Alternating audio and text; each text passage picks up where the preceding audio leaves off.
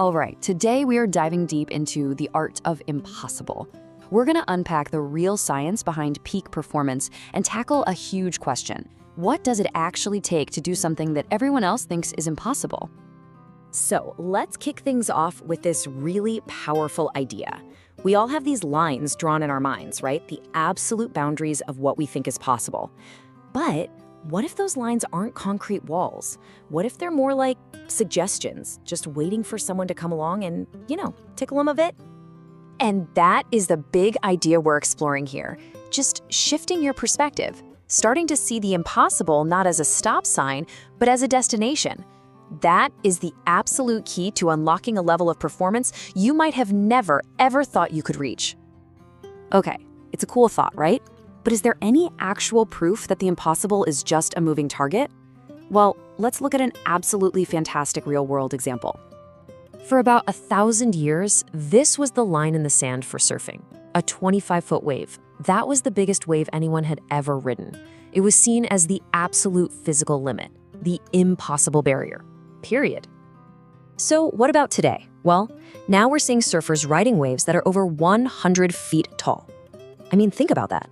In just a few decades, we've completely smashed a limit that stood for a millennium.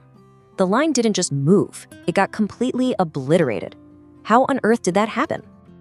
When you see that kind of crazy progress, it really makes you wonder, is this all just a bunch of random lucky moments? Or is there a predictable, repeatable formula for making these breakthroughs happen? Is there an actual system for doing the impossible? Well, the answer is a huge, resounding yes. And this formula, it's not some fluffy motivational secret. It is hardwired directly into our biology. And here's what's so incredible about that. Because we all share the same fundamental neurobiology, this formula isn't just for a handful of superhumans. It's actually accessible to every single one of us. The machinery is already installed. At the very heart of that biological machinery is a state called flow. And I can almost guarantee you felt it. It's that moment when you're so deep into something that you completely lose track of time and everything just clicks. When you're in a flow state, a few very specific things happen. You are completely absorbed in what you're doing. That nagging critical voice in your head, it goes silent. Time gets weird. Hours can honestly feel like minutes. And the result of all this, your performance, both mentally and physically, just goes through the roof. And this is the crucial point, right here. Flow isn't just some nice-to-have bonus.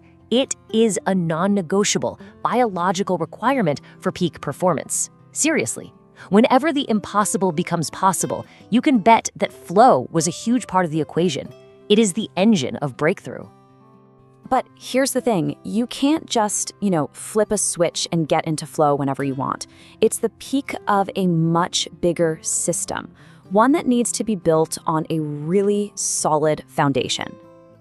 This whole framework is built on 4 pillars that are all connected. It all kicks off with motivation. That's the spark, the drive. That drive then fuels rapid learning. And as you learn more, you build a foundation for creativity, which is what lets you solve new and tricky problems. Finally, flow is that peak state where you pull all of it together into some kind of extraordinary performance. See how each one builds on the last?